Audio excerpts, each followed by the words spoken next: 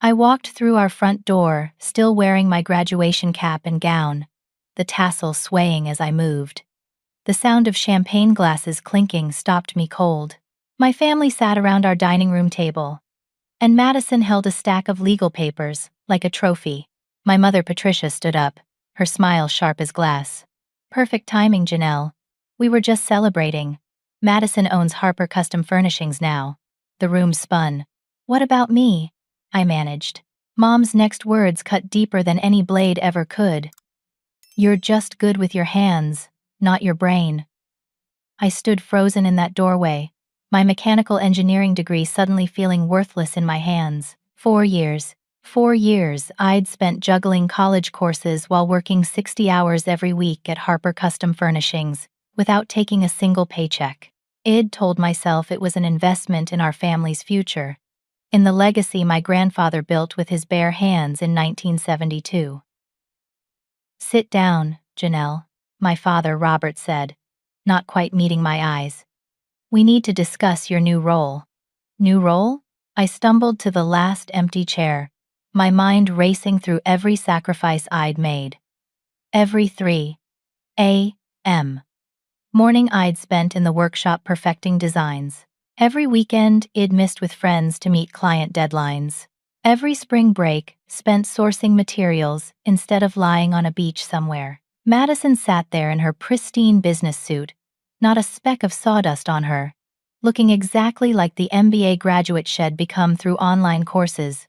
Online courses she'd taken while I was revolutionizing our entire production process, cutting costs by $300,000 annually, with efficiency improvements I'd designed and implemented myself. When did this happen?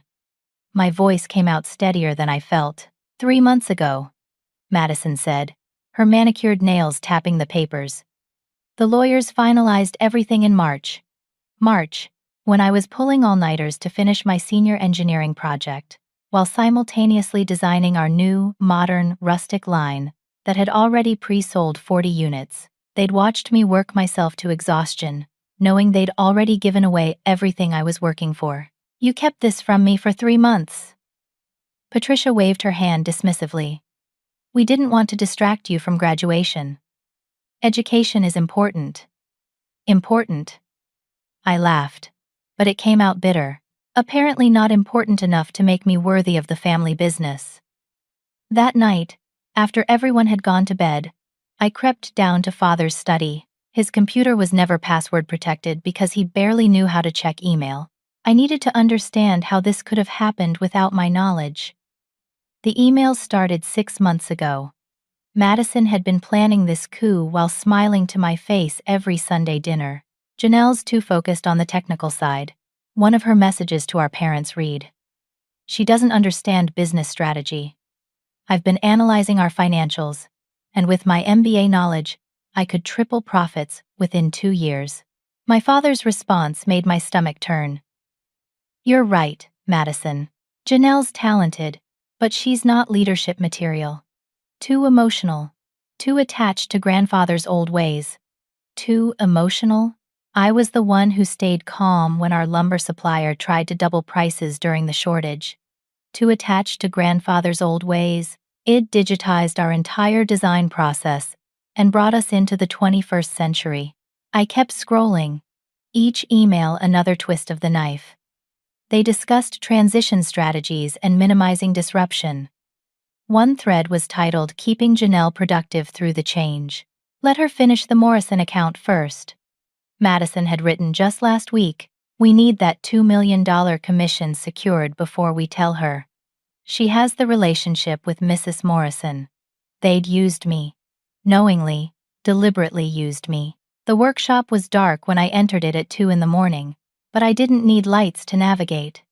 I knew every inch of this space, every tool placement, every quirk of every machine. My hands found the light switch for my corner office, the one I'd converted from an old storage room because I preferred being close to the production floor. Everything was exactly as I'd left it yesterday. My design notebooks stacked precisely, my grandfather's original hand tools mounted on the wall, the coffee mug saying "World's Best Craftsman" that Jeremy had given me last Christmas, still holding yesterday's cold coffee. They hadn't even had the decency to clear out my space before their celebration. I pulled out my laptop and opened our cloud storage. Something else I'd implemented, because Father couldn't figure out how to share files. Every design ID created, every innovation ID documented, every client relationship ID built, was meticulously recorded. 4 years of 60-hour weeks came to approximately 12,480 hours of unpaid labor. At even minimum wage, they owed me over $90,000. But the intellectual property ED created was worth millions. I started downloading everything to my personal drive. If they thought I was just good with my hands, they were about to learn exactly how much my brain had been worth to them. My phone buzzed with a text from Madison. "Dad wants you in the workshop early tomorrow." Morrison called about specifications for their order. "Thanks in advance, sis." Shed already assumed. I'd keep working for free, keep being the hands while she played at being the brain. The entitlement of it all made my chest burn with rage I'd never felt before. But underneath the anger, something else was growing. Determination. They'd underestimated me for the last time. The next morning arrived too quickly. I dressed carefully in my best blazer and slacks, instead of my usual workshop clothes. If they wanted to treat this like a business transition, I would give them business. The family had gathered in the conference room, the one I'd suggested we add to the workshop building 2 years ago. Madison sat at the head of the table in Mother's chair, a power play that wasn't lost on me. Shed prepared a presentation, complete with slides I recognized as templates from her online MBA program. "Good morning, Janelle," Madison said, her voice dripping with false professionalism. "I'm glad you could join us for this transition meeting." I took the chair at the opposite end, forcing her to look down the full length of the table at me. I wouldn't miss it. Robert cleared his throat. "Janelle, we want you to know this decision wasn't made lightly. We considered all options for succession planning." "Succession planning," I repeated. Interesting term for giving away a business to someone who's spent maybe 40 hours total in the workshop over the past 4 years. Madison's jaw tightened. "My MBA has prepared me for strategic leadership. The business needs someone who understands market analysis, financial modeling, and corporate growth strategies." "You mean like the financial model I created that predicted the custom furniture boom 2 years before it happened? Or the market analysis I did that led us to expand into commercial accounts, increasing revenue by 60%? Patricia interjected. "Those were good contributions, dear. But Madison has formal training. I have a mechanical engineering degree from State," I said. "I graduated summa cum laude yesterday, remember? Or were you too busy planning this ambush to notice?" Madison clicked to her next slide, ignoring my comment. "I've prepared a generous employment offer for you." She slid a folder across the table. "Senior craftsperson, reporting to our new operations manager." I opened the folder, though I could barely focus through my disbelief. $15 per hour. Our newest apprentice, hired just 3 months ago, made 18. The job description was insulting, focusing entirely on executing designs as directed and maintaining workshop equipment. "Who's the new operations manager?" I asked, though something in Madison's smile made my stomach drop. The conference room door opened, and Tyler walked in. My boyfriend of 3 years, wearing a suit I'd never seen before, carrying coffee for everyone except me. "Hey, babe," he said casually, setting a cup in front of Madison first. The room tilted. "Tyler." He had the audacity to look confused by my shock. "Madison offered me the position last month. It's a great opportunity. You understand, right? This is best for everyone." "Last month." My voice cracked. "We were planning our vacation last month. You helped me pick out my graduation dress last month." Madison's smile widened. "Tyler brings extensive experience in operations management from his time at his father's logistics company. He worked there for 1 summer," I said flatly. In the mailroom, Tyler shifted uncomfortably, but then moved to stand behind Madison's chair. His hand rested on the back of it, possessive and familiar. Too familiar. "How long?" I asked, my voice deadly quiet. Madison examined her manicure. I don't know what you mean. How long have you been sleeping with my boyfriend? Patricia gasped. Janelle, that's a completely inappropriate accusation.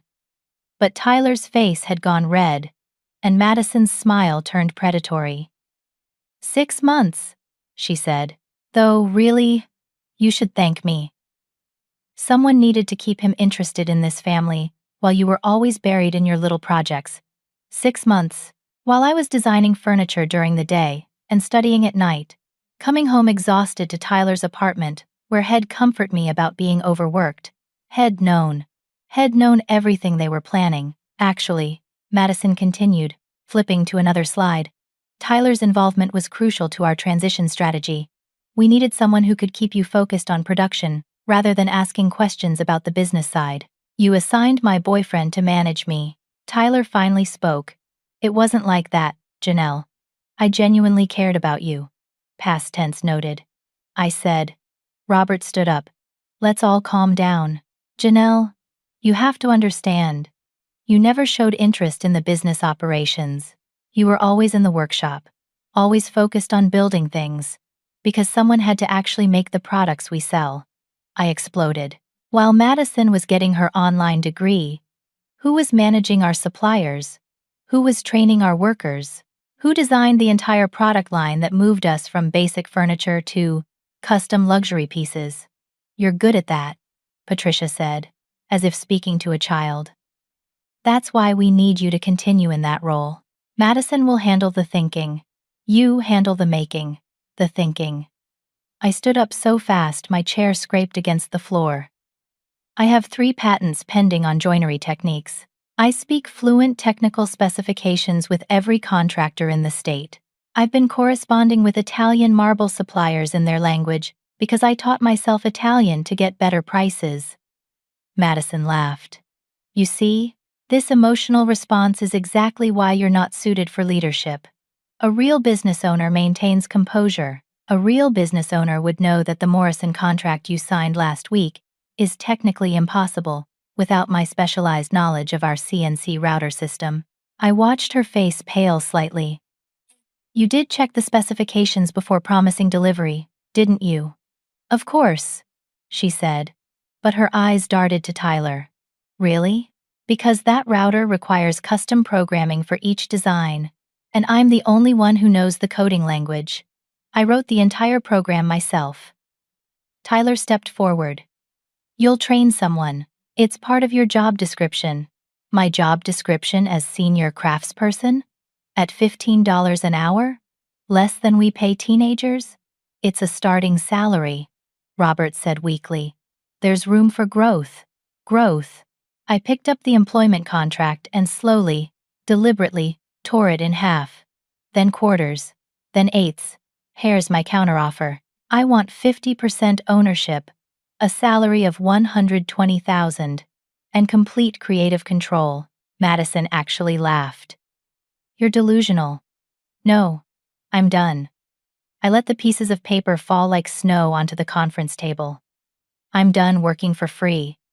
I'm done being underestimated. And I'm definitely done with all of you. You can't just leave, Patricia said, standing now, too. This is your family. Your grandfather's legacy. Grandfather would be spinning in his grave seeing what you've done to his life's work. He built this company on craftsmanship and integrity, not MBA buzzwords and betrayal. I headed for the door, but Madison's voice stopped me. If you walk out, you're giving up everything. No references, no portfolio, nothing. I turned back with a smile that matched hers for coldness. My work speaks for itself. Every piece of furniture in our showroom has my maker's mark. Every client knows my name. And unlike you, Madison, I actually know how to build something from nothing.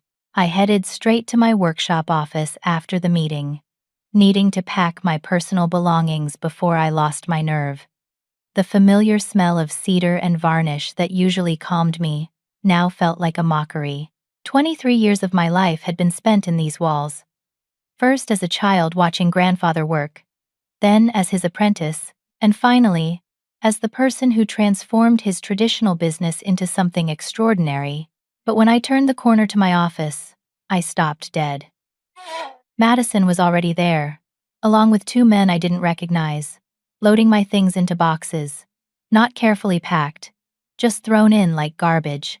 I watched one of them toss my grandfather's original sketches into a box marked trash. "What are you doing?" I rushed forward, pulling the sketches from the box. Madison turned, completely unbothered, clearing out the old to make room for the new. "I'm converting this space into a proper executive office. The operations manager needs to be closer to production. These are my personal belongings, my tools, my notebooks. Company, property," Madison said smoothly. "Everything created on company time belongs to Harper Custom Furnishings. Check your original employment agreement." "Oh, wait. You never had one because you were never officially an employee." She was right. I'd never pushed for formal employment because we were family. I'd trusted them.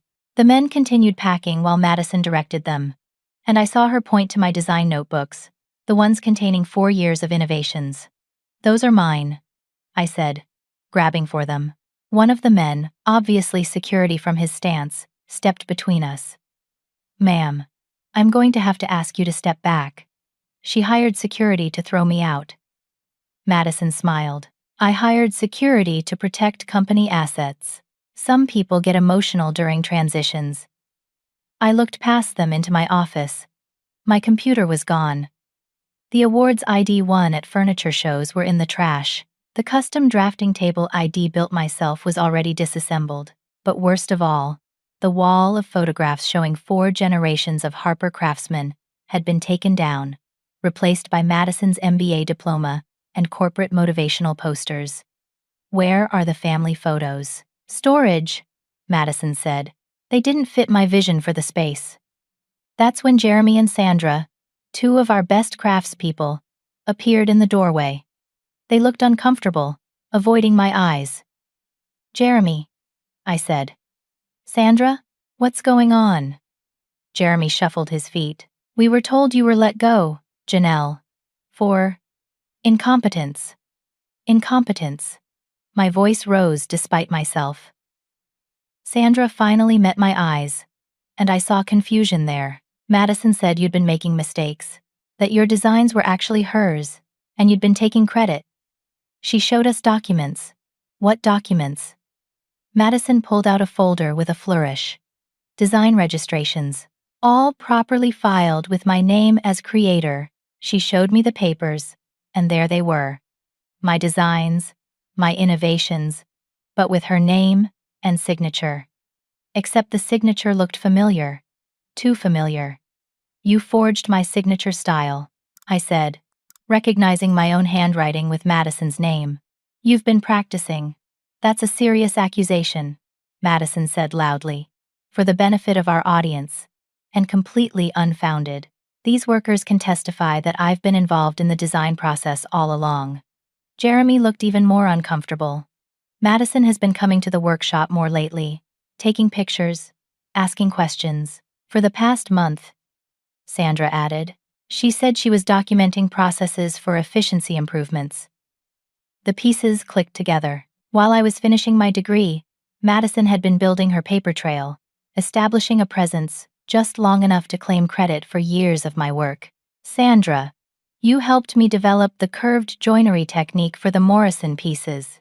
"Jeremy, we spent 3 weeks together perfecting the stain blend for the walnut collection." They both nodded, looking between Madison and me with growing concern. Madison's phone rang, and she answered it with theatrical professionalism. "Harper Custom Furnishings. Madison Harper speaking." Her face changed as she listened. "Mrs. Morrison, what a pleasure." "Yes, the order is progressing perfectly. 500 pieces in 6 weeks, as promised." My blood ran cold. 500 pieces. That was impossible. Even with our full crew working overtime.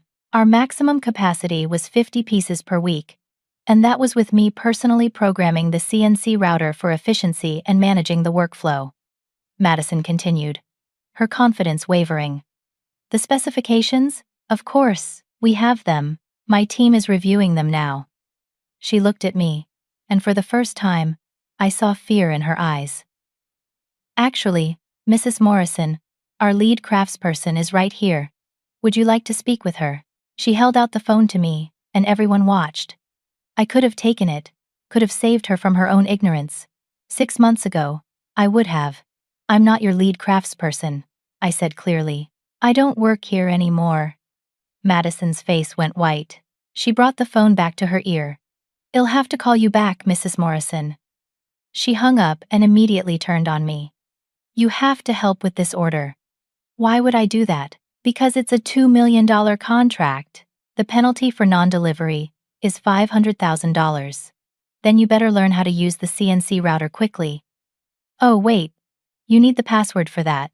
And the design software, and the supplier contacts who only speak Italian. Tyler stepped out from the office where he'd been hiding. Come on, Janelle. Don't be vindictive.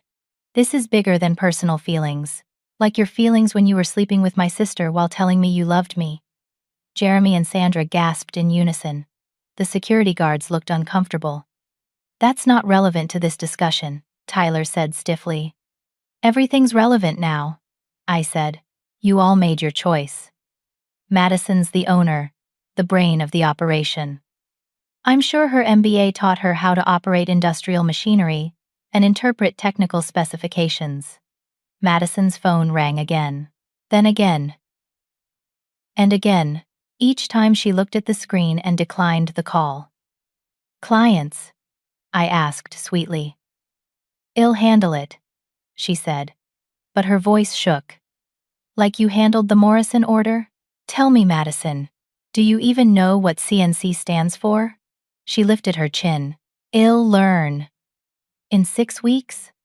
It took me 2 years to master that machine. But hey, you're the one with the business degree. I moved toward the door. But Jeremy called out, Janelle, wait, is this real? Did they really do this to you? I turned back to face the small crowd that had gathered. More workers had appeared, drawn by the commotion. These were people I'd trained, worked beside, shared thousands of hours with. Ask Madison to show you her design process, I said. Ask her to explain the mathematics behind the weight distribution in our cantilever shelving. Ask her to name a single wood supplier or show you how to read grain patterns. Madison's face flushed. Those are technical details. I'm management. You're a fraud, I said simply. And everyone here will know it within a week. My phone buzzed with a text from an unknown number. I read it and couldn't help the genuine smile that crossed my face. What? Madison demanded. Nothing that concerns Harper Custom Furnishings. I pocketed my phone, though you might want to answer those calls. Mrs. Morrison doesn't like being ignored.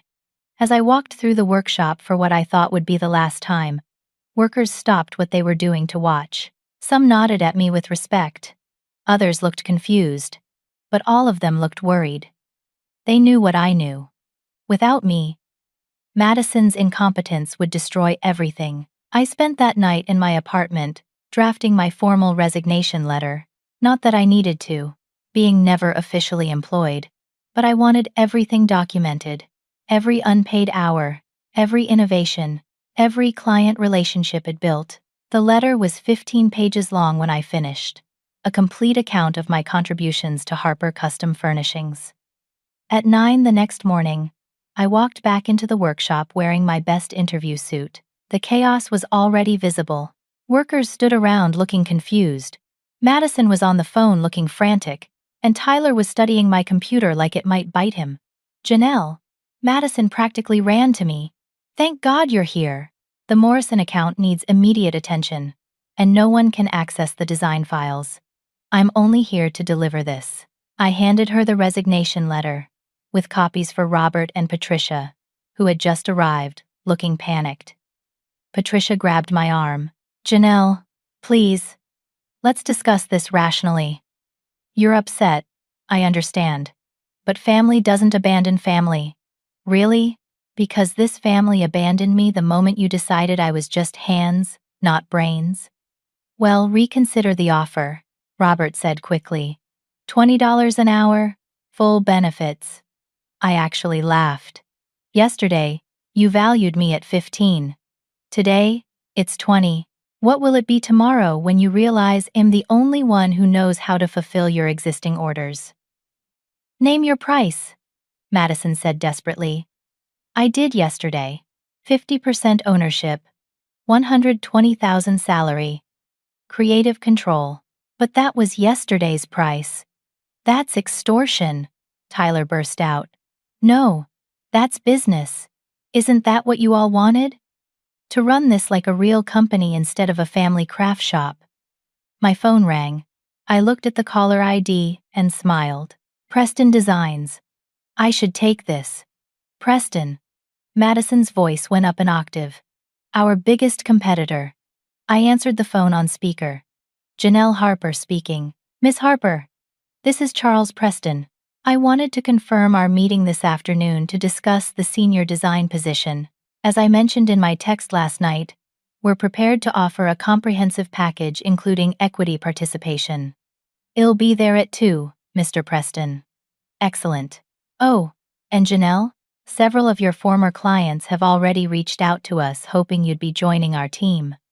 Mrs. Morrison in particular was quite insistent that we secure your services. How interesting. He'll see you this afternoon. I hung up and faced my family's stunned faces. You already lined up another job, Patricia whispered. Charles Preston has been trying to recruit me for 2 years. I always said no out of family loyalty. That loyalty ended yesterday. You can't work for our competitor? Madison shrieked. Well, sue you for violation of non-compete. What non-compete? I was never an employee, remember? Just free family labor. The workshop phone started ringing. Then Madison's cell. Then Tyler's. Then Robert's. The cacophony of rings felt like poetic justice. Sandra answered the workshop phone. Harper Custom Furnishings. Her face paled. Yes. Mrs. Morrison. I understand. He'll tell them. She hung up and looked at Madison. Mrs. Morrison is canceling her order unless Janelle personally guarantees completion. Tell her Janelle will handle it, Madison said immediately. I won't, I said calmly. Another call. This time Jeremy answered. That was Anderson Hotels. They want to know why their conference table designs haven't been submitted. The deadline was yesterday. Madison turned to me. Where are the Anderson designs? In my head, I was going to draft them this week. Then draft them now. I don't work here. Tyler stepped forward. Janelle, if you destroy this company out of spite, you're destroying your grandfather's legacy too. Grandfather's legacy was already destroyed when his own family valued an online MBA over 4 years of innovation and dedication. Patricia started crying. Not gentle tears, but full, manipulative sobs. How can you do this to us? We raised you. We gave you everything. You gave me nothing but false promises and unpaid labor. I gave you everything, and you handed it all to Madison because she had a piece of paper that said she took some online business classes. They weren't just online classes, Madison protested. It's an accredited program. Can your accredited program teach you to operate a router? Can it show you how to read wood grain? Can it negotiate with suppliers in Italian? More phone calls. Each one, another client, another crisis, another problem only I could solve. I watched Madison's confident facade crumble with each ring. Finally, Robert stepped forward. What if we make you a partner? 25% ownership, salary negotiable. Yesterday I asked for 50%. Today, I want 75. That's insane, Madison shouted. That's supply and demand. Every minute that passes, your situation gets worse and my price goes up. Jeremy cleared his throat. Madison? The CNC router is displaying an error message. Something about a maintenance override that needs administrator access. Madison looked at Tyler, who shrugged helplessly. I programmed that maintenance reminder. I said, it needs to be cleared every 72 hours, or the machine locks down as a safety protocol. Only I know the override code. You sabotaged us, Madison accused. I protected expensive equipment from being damaged by inexperienced operators. That's not sabotage, that's responsible engineering. Sandra approached me quietly. Janelle, are you really leaving?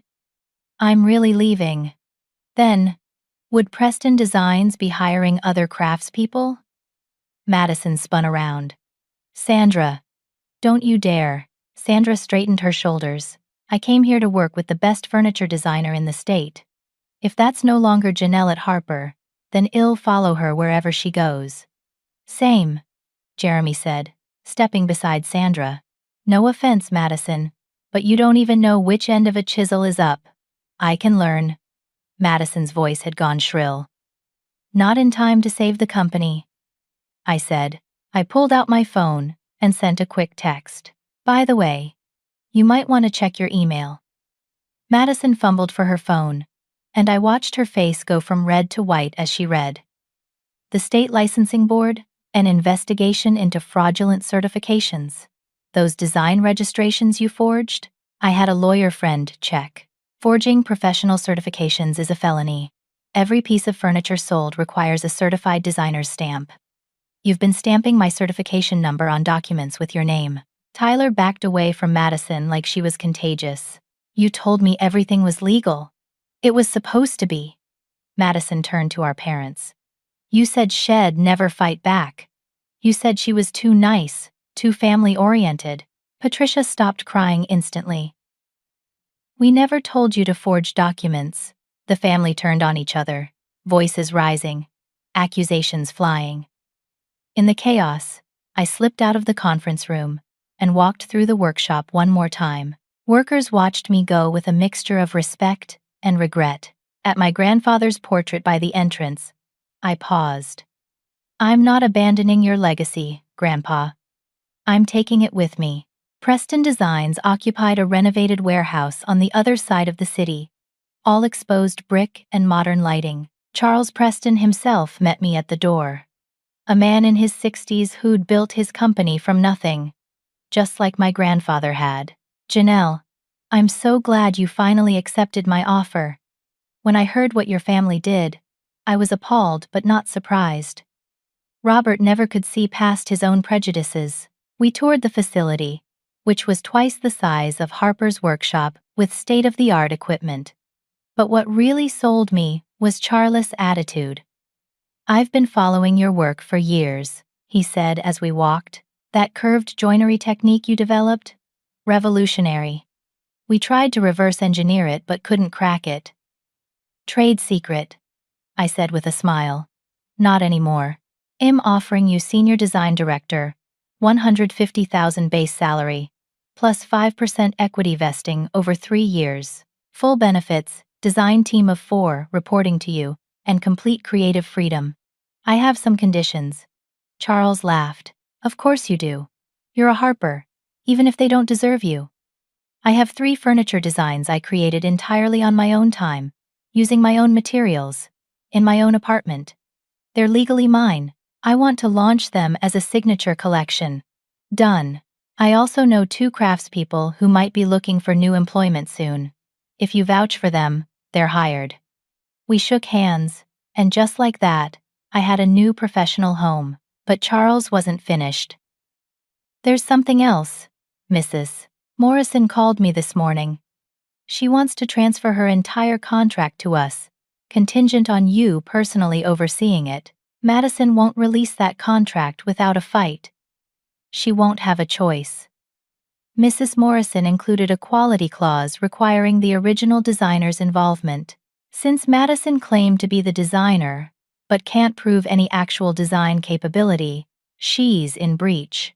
I thought about the 500 pieces Madison had promised in 6 weeks. I can deliver that order, but I'll need more craftspeople. Hire whoever you need. That afternoon, I called Jeremy and Sandra from my new office. Within an hour, they'd both submitted resignations to Harper. By the end of the day, 3 more senior craftspeople had reached out to me. Madison was hemorrhaging talent, and she didn't even know how to stop the bleeding. 2 weeks into my new position, we launched the Artisan Collection by Janelle Harper. 3 original designs that pushed the boundaries of traditional furniture making. The marketing campaign emphasized my background, my grandfather's legacy, and my innovative techniques.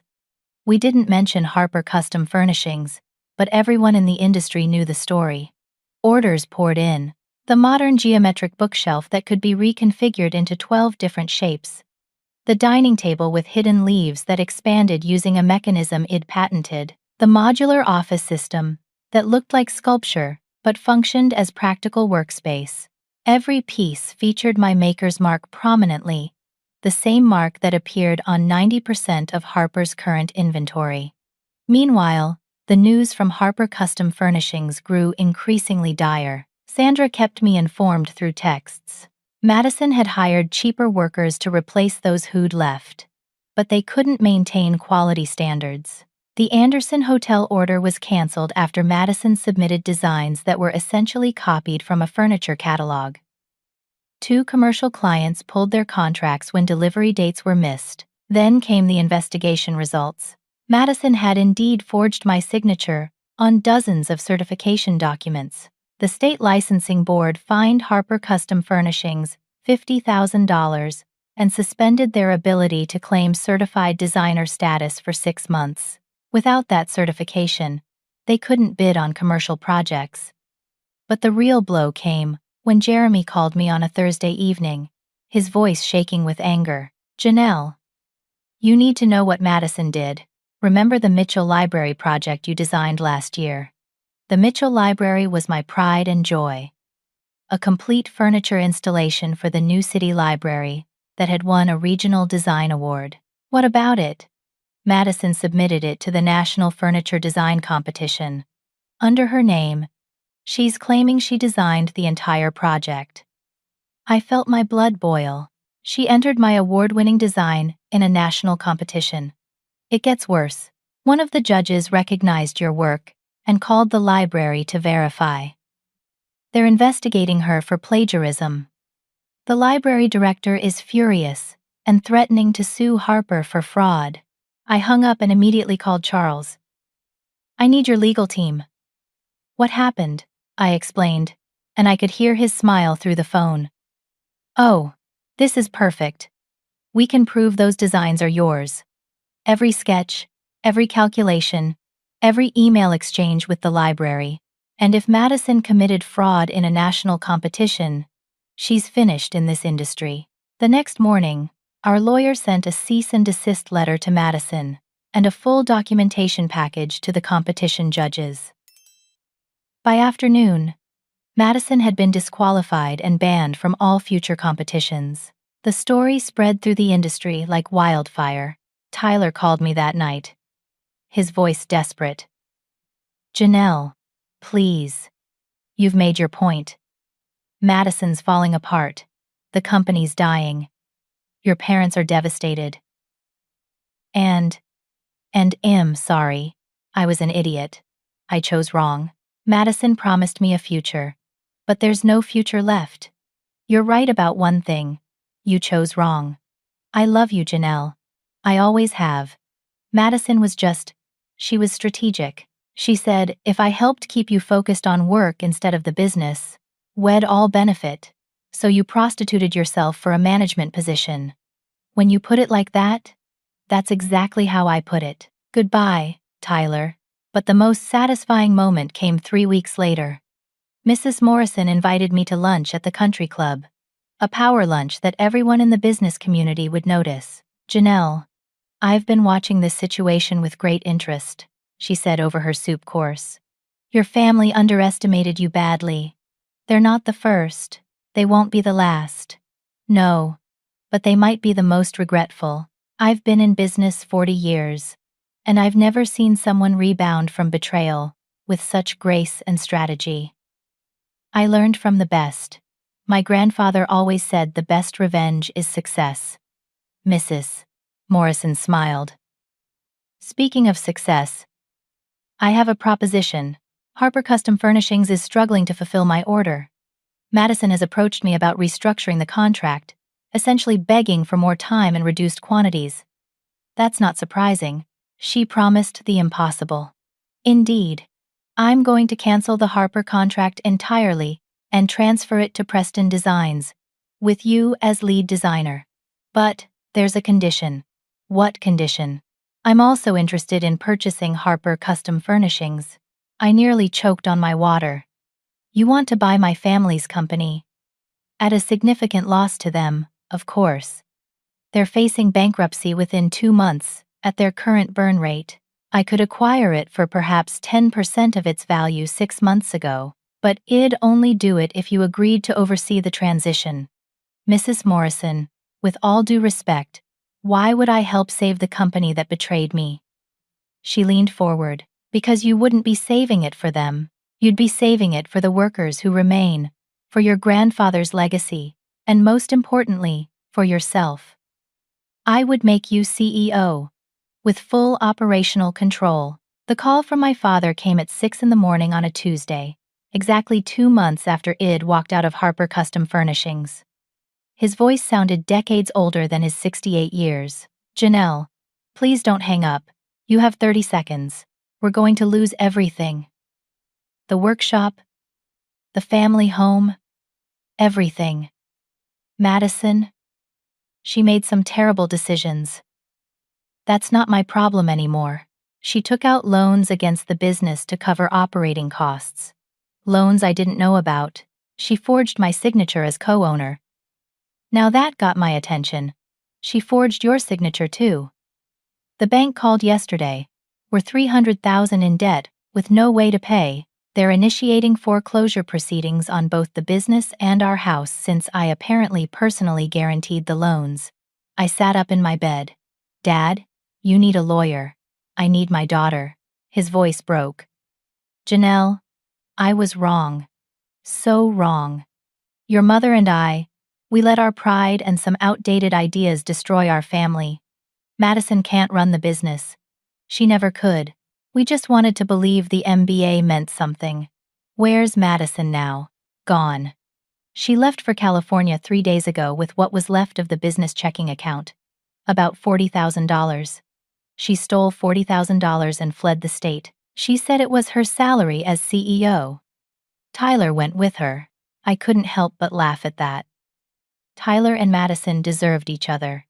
Dad, even if I wanted to help, and I'm not saying I do, the damage is too extensive. Mrs. Morrison seems to think otherwise. I paused. You've talked to Mrs. Morrison. She called yesterday with an offer to buy the company for $50,000.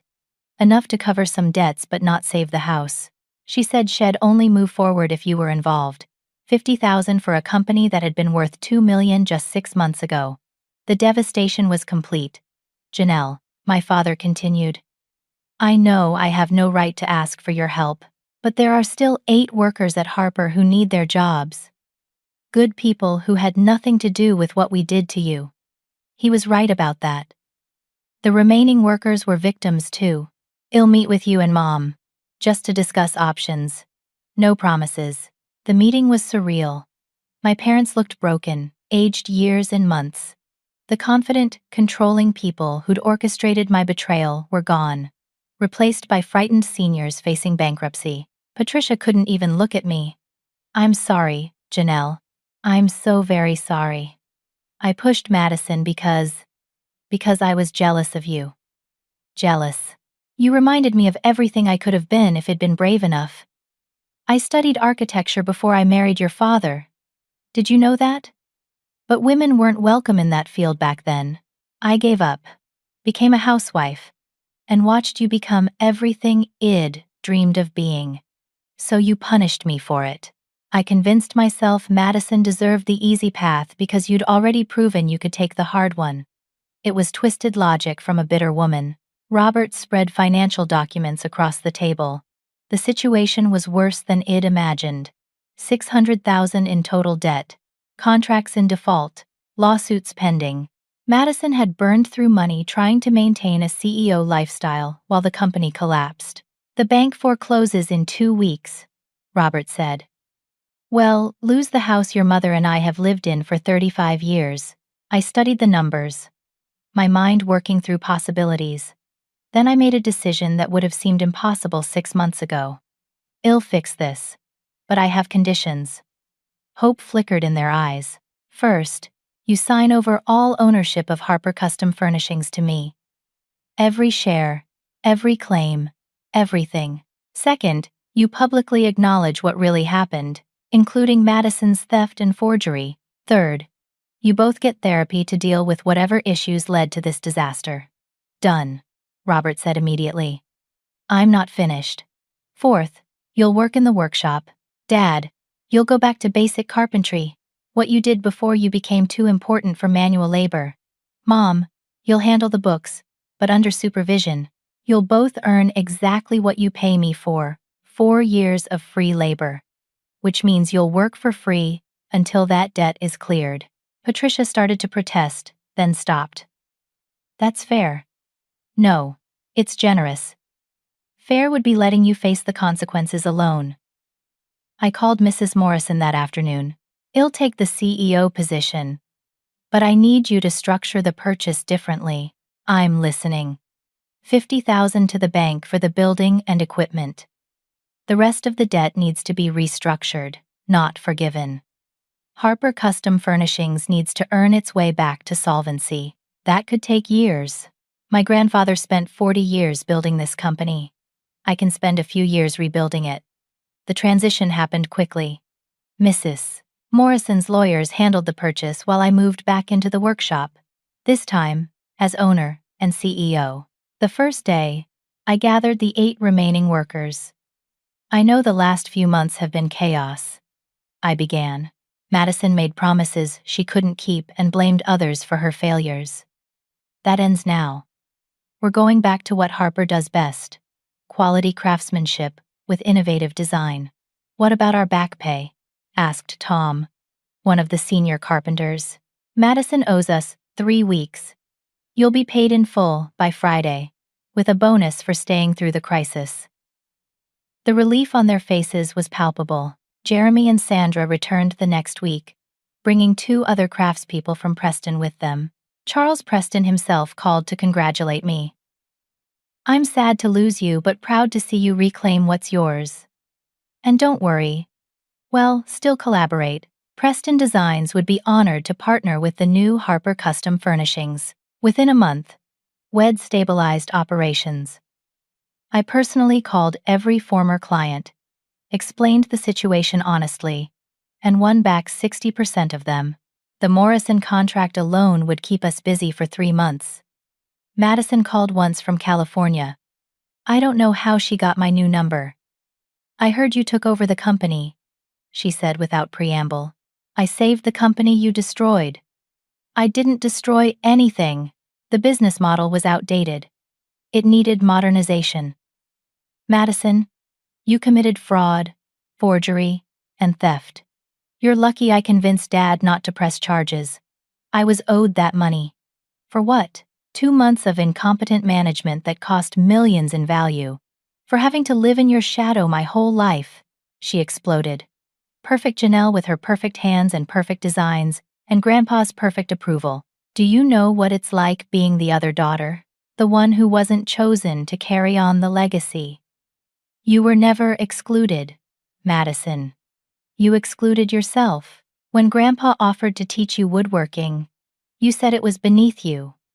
When I invited you to furniture shows, you said they were boring. You wanted the prestige without the work. I earned my MBA, online, in your spare time, while I earned my engineering degree and worked 60 hours a week. But you're right about one thing. You did live in my shadow. The difference is, I cast that shadow by standing in the light of hard work while you hid behind Mom and Dad's prejudices. She hung up. It was the last time we spoke. Tyler tried to return 6 weeks later. He showed up at the workshop with flowers and an apology speech that sounded rehearsed. Madison and I are done, he announced, as if he'd been waiting for this news. She's not the person I thought she was. She's exactly the person you thought she was. That's why you chose her. You thought she'd be your ticket to easy success. Morrison arrived with her son Daniel, who'd been managing her other business ventures. Former clients, new partners, suppliers, even some competitors, showed up to see what the new Harper would become. I stood before the crowd in a dress I'd bought with my first real paycheck. The one I'd earned from my own decisions, rather than family obligations. A year ago, this company nearly died from a fundamental misunderstanding. I began. The belief that hands and brains are separate things, that craft and business exist in different worlds. My grandfather knew better. He built Harper Custom Furnishings with calloused hands guided by a brilliant mind. Somewhere along the way, that wisdom got lost. I looked at my parents, standing in the back in their workshop clothes. They'd been working their debt off for 6 months, and something had changed in them. My father had rediscovered his love for woodworking.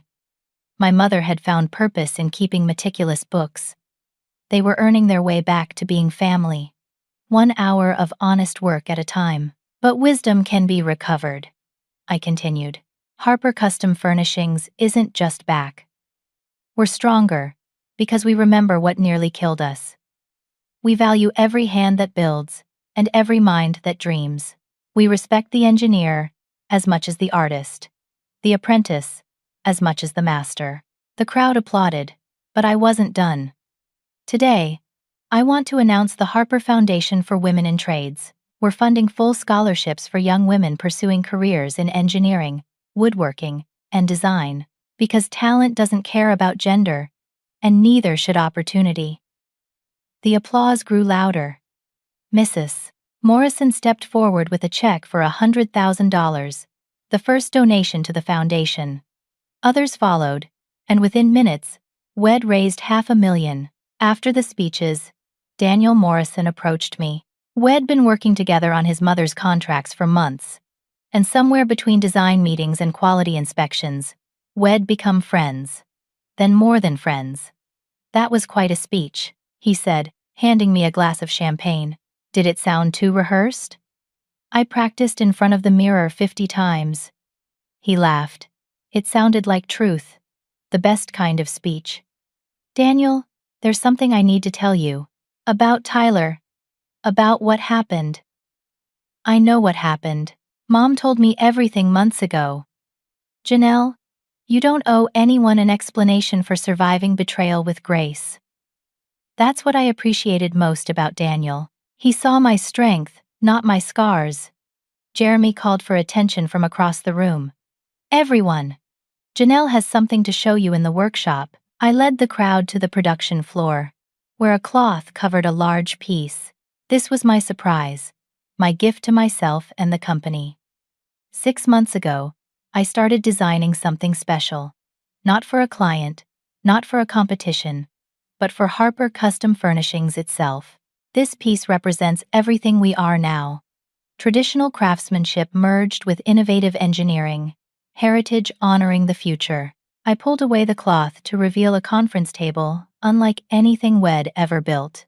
The surface was a single piece of black walnut from a tree my grandfather had planted, with rivers of crystal-clear resin running through natural cracks like frozen streams. But the base was the real innovation. A cantilevered steel structure that seemed to defy gravity, making the massive table appear to float. The engineering required custom calculations for weight distribution, I explained. The metalwork uses techniques from aerospace manufacturing. The woodwork employs traditional Japanese joinery so precise you can't see the seams, and embedded in the resin are brass filings from every project my grandfather ever built, carrying our history forward into everything we create.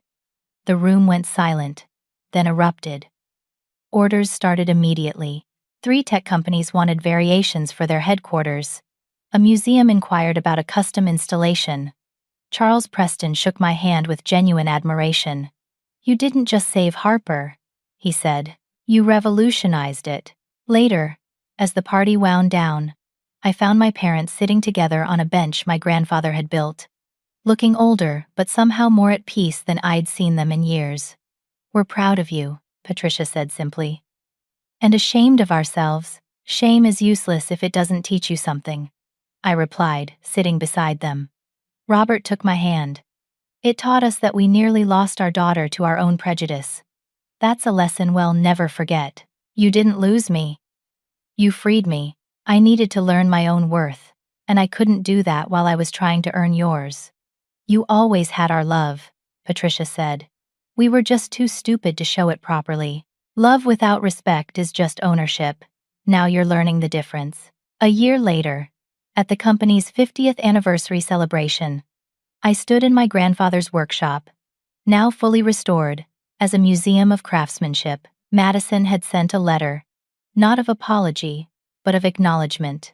She'd started over in California, working as a bookkeeper, while taking night classes in actual business management. She was learning, finally, that titles mean nothing without the knowledge to back them up. Tyler had married someone else, a woman who presumably didn't mind his flexible loyalty. I wished them well from a distance, grateful our paths no longer crossed. My parents had worked off half their debt and would be free within another year. The transformation in them was complete. They'd discovered what I'd always known. There's dignity in honest work and wisdom in calloused hands. Daniel and I were engaged, a partnership built on mutual respect rather than strategic maneuvering. He understood both my ambition and my craft, supporting without overshadowing. The Harper Foundation had funded 12 scholarships in its first year. Young women were learning that their hands and minds were equally valuable, that craft and intellect were partners, not competitors. Standing in my grandfather's space, surrounded by the tools Head taught me to use and the dreams Head helped me build, I understood the real lesson of my journey. They'd tried to make me small by dividing me into pieces. Just hands, not brain. But humans aren't meant to be divided. We're whole beings, capable of both creating and conceiving, building and planning. The attempt to diminish me had only revealed my true dimensions. In trying to take everything away, my family had given me the gift of discovering I could rebuild from nothing. They'd meant to teach me my place, and they had, just not the place they'd intended. My place was exactly where I stood, in my grandfather's workshop, running the company my family had tried to steal, surrounded by people who valued both my contributions and my character. It turned out my hands and my brain had been in perfect partnership all along. It just took losing everything to finally see it. The most profound transformations often come from the deepest betrayals. My family had broken my heart but not my spirit. They'd taken my work but not my worth. They'd stolen my position but not my potential. And in the end, by trying to reduce me to just one thing, they'd forced me to become everything I was meant to be. Looking back now, I wouldn't change a single moment of that pain. Every betrayal, every dismissal, every moment of disrespect had been a sculptor's chisel, shaping me into someone stronger than I ever knew I could be. My mother had been right about one thing. I was good with my hands. She just never understood that hands that can build furniture can also build futures, and the brain that designs tables can also redesign entire lives. The business was thriving beyond anything my grandfather could have imagined, but more importantly, it was built on truth now. No more unpaid labor disguised as family duty. No more genius dismissed as mere craft. No more women told their place was wherever someone else decided to put them. Harper Custom Furnishings stood as proof that the greatest revenges aren't acts of destruction, but acts of creation. I hadn't torn down what my family built. It rebuilt it better. I hadn't destroyed my betrayers. It outlived their relevance. I hadn't proven them wrong. It'd proven myself right. And that, more than any success or acclaim, was the victory that mattered. Have you ever experienced a moment when someone's attempt to diminish you actually revealed your true strength? When has a betrayal, whether from family, friends, or colleagues, forced you to discover capabilities you didn't know you had? I'd love to hear your stories of overcoming underestimation and finding your worth despite others' attempts to define your limitations. Please share your thoughts in the comments below. And if this story resonated with you, consider giving it a like and subscribing for more stories about triumph over adversity. Share this with someone who needs to be reminded of their own worth today. Thank you for listening. And remember, you are always more than what others choose to see. Your hands and your mind, your craft and your intellect, your labor and your dreams. They're all part of the same magnificent whole. Never let anyone convince you otherwise.